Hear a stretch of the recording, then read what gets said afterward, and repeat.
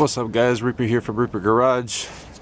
As you can see, GS is in the background. As you can see the way I'm walking, it is freaking bricks out here. I don't know who turned the heater off in Florida, but they need to turn that shit back on because I'm freezing my ass off. I believe it's like, yeah, it's 37. And I'm wearing a jacket, long sleeve, and another long sleeve under the long sleeve. But guess what? Still wearing shorts. But that being said, today we're gonna work on the GS. I was gonna test the wheels for the GS. I have some wheels laying around that I was gonna put on the GS to figure out my fitment, the size I want to do and stuff like that. But I'm staring at it right now. My jack of sheesh, I want to say 6 years, and decided to go out. So I'm not even mad that it broke, because it's been with me for so long. So I don't have a jack, so I can't do anything chassis wise on this thing, but I can still work on the interior or the outside of the car or the engine itself. So today we're gonna figure out if this thing bent a valve and potentially put it back in timing. I don't know how that's gonna go, and I do apologize for the wind noise. It's pretty windy out here. Like I said, it's bricks right now, so if anybody hits me with a splash of water, we're fighting. But that being said, mostly it's going to be time lapse. Let's take this fender off, let's take this hood off, and start working on this engine and figure out what's going on.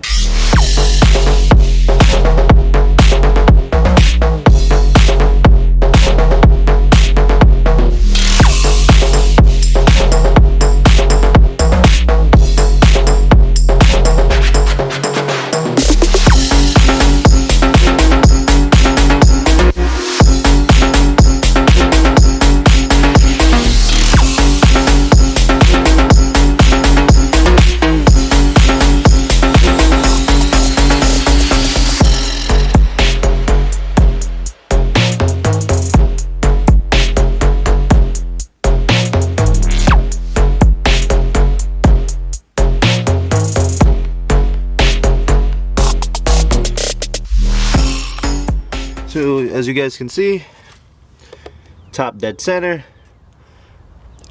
top dead center. Yeah, where's the marking on this guy? Like I said, I'm changing the belt, don't you guys worry. But where's top dead center? Look how bad it skipped timing. There's the mark, and there's the mark on the block. That's a lot. So there might be a chance there is a bent valve in this, and that's not good. So there might be a chance there's a bent valve in this. I did multiple cycles and it's the same results. So down here there's a marking for where the belt, it's the timing belt's in neutral. That's what they call it, neutral. Don't know how the heck it skipped timing that bad. So obviously that's the marking for timing, the timing chain, the timing belt chain, whatever you want to call it, in neutral. That's what it's called, people like to call them. So at this point it has two different markings. So here's top dead center marking, that is neutral. See how they're matching? You see how it's not matching at all? It's not even close still to the other one.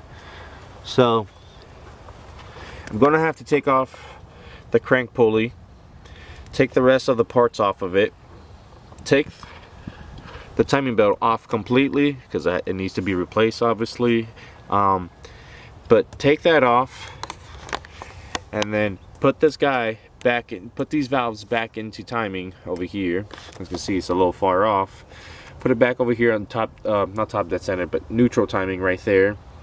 Put the belt back on, new tensioner, new pulley, all that kind of stuff on there, and put everything back together and see what happens when it starts. But obviously I'm not doing that until I don't take that valve cover off, because taking the valve cover off, there might be a chance I can see a bent valve, or if a valve dropped. So I started disconnecting a bunch of hoses. There's a bunch of hoses cracked, so all that has to get replaced. But I started taking the coil packs out. Look at this. So definitely it needs a valve cover gasket as well. That's always fun. But yeah, let's just keep this. I'm just gonna keep disassembling on taking the harness off and stuff like that, and moving the harness over so I can have access to the valve cover. This would have been easier if I just pulled the motor out, because there's no transmission. So technically speaking, I can just get the cherry picker and lift this guy up. But cherry picker's over there, dirt, sand. So I'm gonna put you guys back on the tripod, and I'm going to continue. As you guys can see, I took the valve cover off. Let me turn the brightness up on this camera real quick. This thing is super minty. Minty, minty, minty. I ran my fingernail across all the cams. There's no cuts, no grooves. I checked the oil. There's no metal shavings in the oil. Obviously you can't really tell the valve because it has these guys sitting on top of the valves. But anyways, nothing is loose under the valve cover. Nothing is damaged. Nothing is chewed up or grind. Usually these guys are chewed up and grind. Nothing is chewed up and grind. And as you guys can see, it's very freaking minty and nice. Let me get that guy out before I freaking forget that's in there. But yeah, so think now, knowing that that's all right. Now this reminds me why I've always pulled my motor out of the LS400 when I have to work on this, because there's no space. I had to run a swivel, adapter, all kind of things just to get the valve cover off. I think I'm gonna go ahead and tackle the crank. The crank is gonna be the hardest one because you gotta break it loose. I already have this loosened. I don't know what else I'm gonna do now. I don't know if I'm gonna take the crank off and put it back in timing. I don't know. I'm terrified. Part of me just wants to grab the cherry picker and pull this motor out. But a part of me is like, nah, just leave it in the car, put it back in timing. Even though the belt needs to be replaced, just put it back in timing, put the old belt back on, and just crank it over and see what happens. Worst case scenario, I was preparing myself for this motor to be bad anyways and buy a full swap. Alright, so the camera died. I had it on the outlet charging, and I continue working on this POS. So this is what we have so far. We got Jose on the phone. You heard him. He said you're. Just got the crank off. Pulley off the crank. As you guys can see, this belt is toasted. It even has a hole in it somewhere. Give me a second if I can find it. There it is. So not putting this guy back on for testing purposes, because that's a little sketchy. As you guys can saw, the heads are good. Nothing is damaged there. You guys remember the passenger side was always lines up. As you can see, it lines up there. Obviously, the crank is no longer, the pulley on the crank is no longer there, so I can't show you that's in timing, but I promise you it's in timing. The driver's side was the one that got out of timing. Look at that. It's back in timing. So now it's pretty much wait on parts. Wait on Jose to bring me parts, because Jose has the VVTi solenoids that I need for this guy.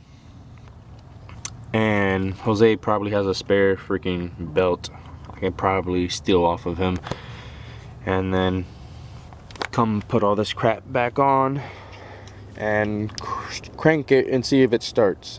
Well, it needs a fuel pump, but as long as it cranks over, no valve is touching the head, no weird freaking knocking noises on top of the head or the bottom block, we're good. I am going to do the oil change on this guy just to make sure, you know, nothing else is done to it. Maybe drop the oil pan, probably not. One thing I like about this GS so far, that GS was thinking, Lexus was thinking on the GS. They knew that somebody was going to blow up this motor, or something was going to happen to this motor, because the radiator support comes off in 2 pieces. Compared to the LS400, it's all one solid pieces. So a lot of people do the same thing. They'll cut it just to get the motor out. I don't have to do this on this guy. That's pretty cool. But this motor is still coming out either way, because I am going to paint the engine bay, clean it up, etc, etc. Probably won't even do that, but I would like to do that. Then yeah, now we know that the motor's back in timing. Just gotta wait on Jose for the other parts. Start putting this guy back together to see if it'll crank over and hopefully start. And if it does, take everything back off, pull this motor out, paint the engine bay, and figure out my transmission issue. If I'm gonna manual swap it or keep it auto. If I'm keeping it auto, Jose, you guys remember on the last video, Jose's giving me his transmission out of the black GS. I'm gonna probably get that thing sent out to go get repaired. Keep this auto. I don't know what I'm doing yet with this thing. Just one step at a time. Like I said, my brain goes everywhere. One second this is my plan, then the next second it totally changes. You got anything to say about that, Jose? Get a new car. Well, I got this from you, so this technically is a new car. No, like different drivetrain. Keep the shell. Throw a LS swap in it. That man wants, man, he thinks money grows on trees, god damn it. LS swap. Now, one UZ swap the world, bro. What are you talking about? But I do have to find how the hell this belt got chewed up. Because tensioner is brand new. Everything else on it's brand new. So how the heck did this happen is the question. But anyways, guys, I'm gonna continue working on this thing, and I don't know, I'm probably gonna put the valve cover back on because we know that's good, and I'm probably gonna start putting everything back on and wait for the parts to come in and stuff like that. So I'm going to make this as quick as possible because it's starting to sprinkle. I just got a water alert. It's gonna start pouring down here, right here, any second now. So I'm trying to make this quick as possible, and my phone's acting a little slow. And here it coming. Come on, phone, come on. Okay, I don't know if you guys can hear the rain dropping, and it's just starting. I don't know if you guys can see the little water drops, but I'm gonna make this as quick as possible, as fast as I can. But driver's side back in timing. That was the one that was out of timing. Passenger side still in timing. Still in timing. Belt's off. I showed you guys the belt. I showed you guys everything. Left all the stuff disconnected because I still have to do the valve cover gasket on both sides. I'm gonna do them on both sides, do all the gaskets. Obviously I gotta go to the junkyard, get this guy up on another freaking 1UZ because Jose broke it. But that being said, we're gonna stop the project here on the motor wise, because there's nothing else I can do until I pick up the new belt from Jose and the VVTi solenoids. But as you guys can see, the rain is coming. You guys can see by the windshield. I gotta put that away. That being said, guys, I don't want to get soaking wet. It's freezing out here. It's 37. I don't want to get sick. And I know, just updating you guys here and there, I was just trying to get to the bottom of why I skipped timing, and I know why I skipped timing. The tensioner came loose and the teeth jumped on the crank side. But that being said, I'm out of here, guys. Thank you for watching. I'm Reaper. Thank you for stopping by, watching Reaper Garage. Another video about the GS.